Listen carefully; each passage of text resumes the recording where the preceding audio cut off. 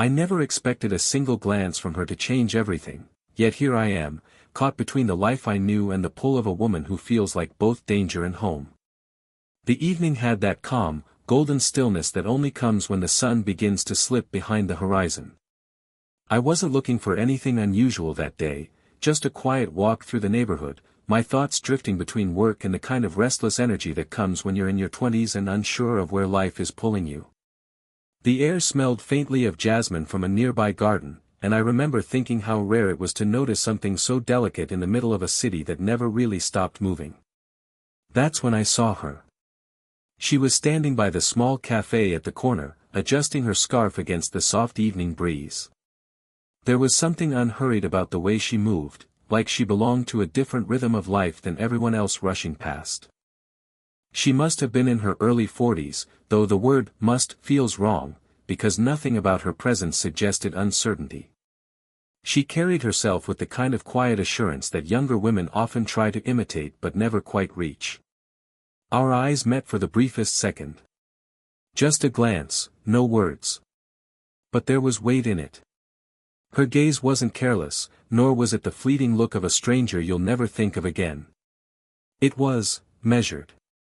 As though she noticed me more than I expected to be noticed. I felt it immediately, the slight tightening in my chest, the strange awareness of my own breathing. It wasn't attraction in the obvious sense, not yet. It was curiosity threaded with an undertone of something I couldn't name. She looked away first, her lips curling into the smallest hint of a smile as she stepped inside the cafe. I don't know why I lingered. I told myself I was only debating whether to get a coffee before heading home.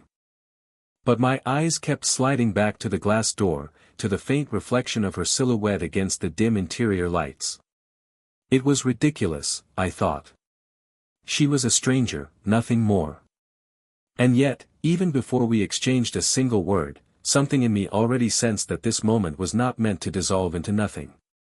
When she finally re-emerged, coffee cup in hand, she brushed past me close enough that I caught the faintest scent of vanilla and cedar. It stayed with me long after she had walked down the street and disappeared into the evening. I didn't know her name. I didn't know her story. But I knew this, I would remember that glance. And somehow, deep down, I knew she might remember it too. The next time I saw her, it wasn't by chance. At least, not entirely. I had walked into that same cafe a week later, telling myself it was only for the coffee. But the truth was, I was hoping. Hoping that maybe she would be there again. And she was. Seated by the window, a book open in her hands, the late afternoon light spilling across her face in a way that made her seem untouched by the noise outside. I hesitated before ordering, catching myself stealing glances in her direction. There was a calmness about her that unsettled me. Most people lived hurried lives, but she sat there as if time itself had slowed to her pace. It wasn't just her beauty, it was the quiet confidence in how she held herself, how she seemed completely unbothered by being alone. When the barista called my name, the sound startled her just slightly. She lifted her eyes from the page, and for a moment, they landed on me again. Recognition flickered. Not the awkward kind, but something softer, like she remembered too. I almost left it at that.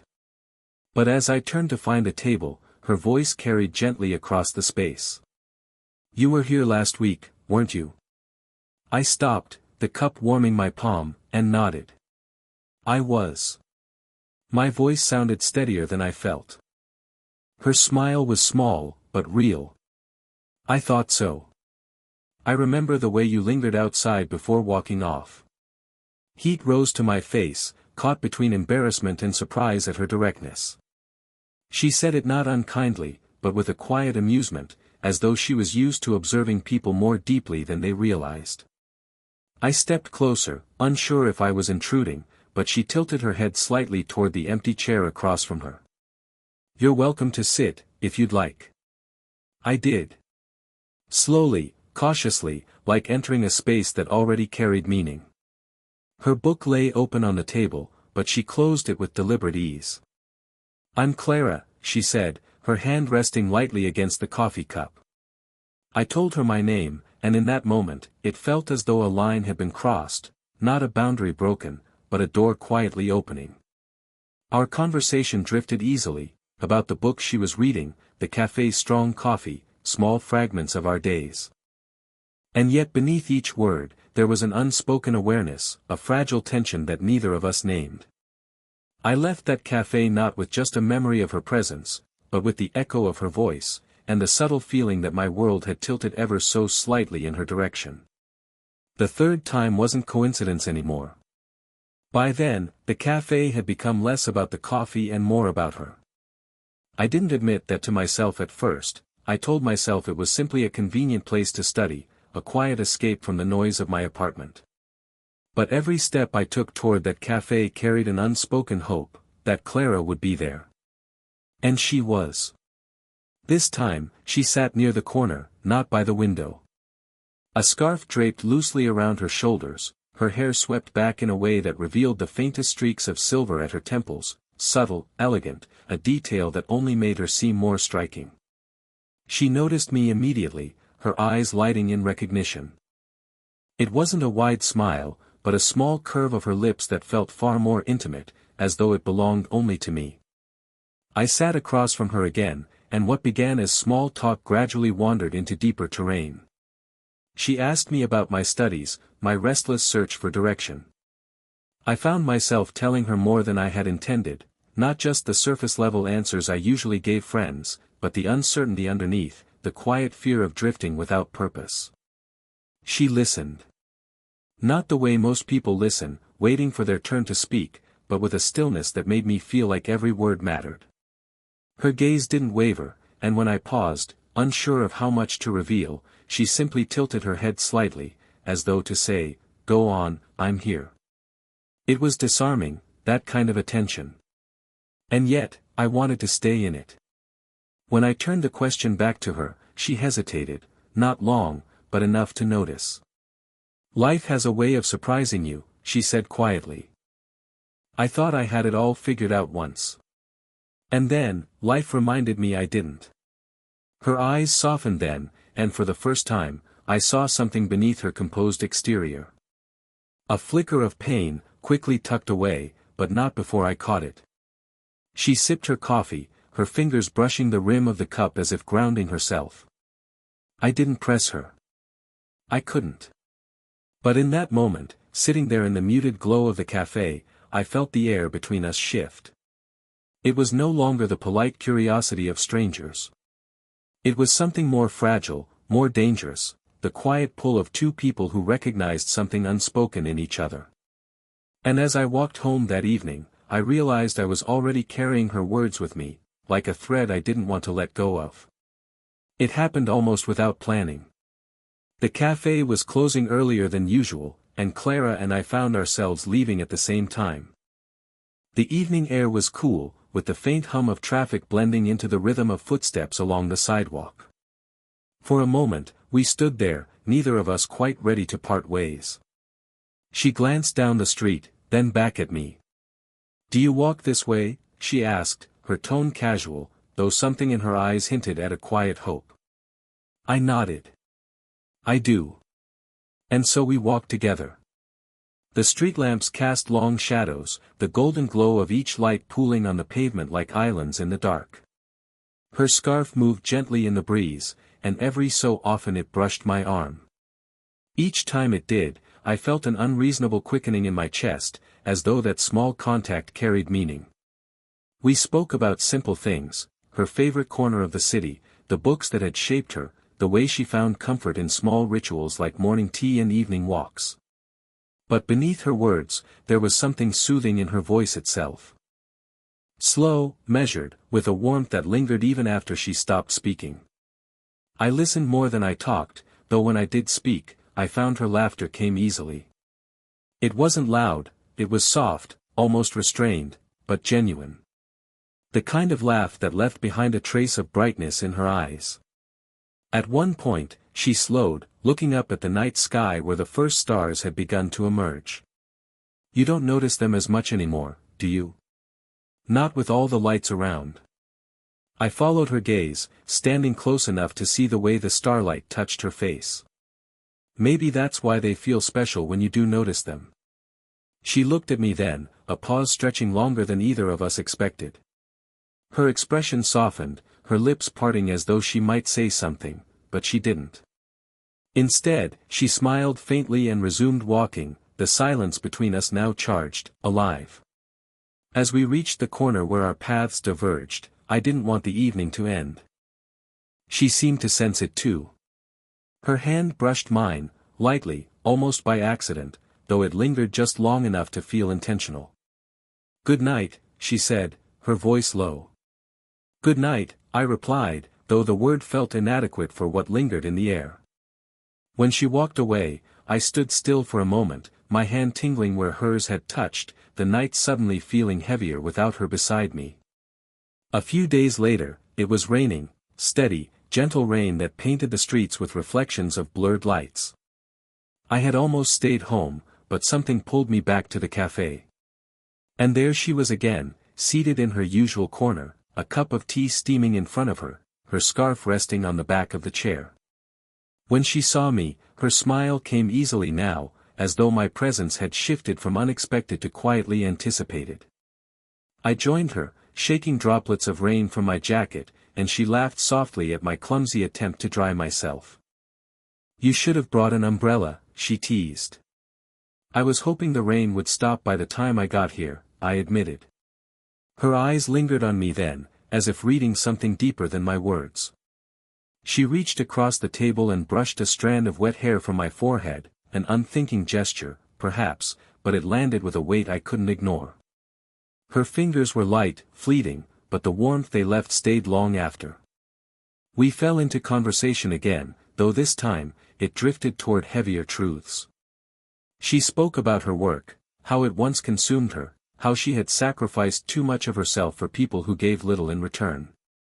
There was a moment when her voice wavered, when she stared down at her cup as though afraid the silence might expose too much. Without thinking, I said softly, "You deserve more than that." Her eyes lifted to mine then, searching, as though she wasn't sure she believed me, but wanted to. For a long moment, neither of us spoke. The cafe noise faded around us, it was just her gaze holding mine, fragile and steady all at once. Eventually, she smiled faintly, though it didn't quite mask the vulnerability in her expression. "You're kind," she said, almost as if it was both a compliment and a warning. The rain had slowed when we finally left, but the world still smelled of damp earth and fresh beginnings. As we walked toward her street, the silence between us wasn't uncomfortable, it was charged, threaded with everything left unsaid. At her door, she paused, turning to face me. For a heartbeat, she looked younger, unguarded, almost hesitant. And then, in a gesture that felt both unexpected and inevitable, she leaned forward and pressed a soft kiss to my cheek. Her lips were warm, fleeting, but the moment stretched endlessly inside me. When she pulled back, her voice was barely above a whisper. "Good night." And though I said the word back, I carried the echo of her touch all the way home, knowing something between us had quietly shifted into deeper territory. The following weekend, she invited me to join her for a walk by the river.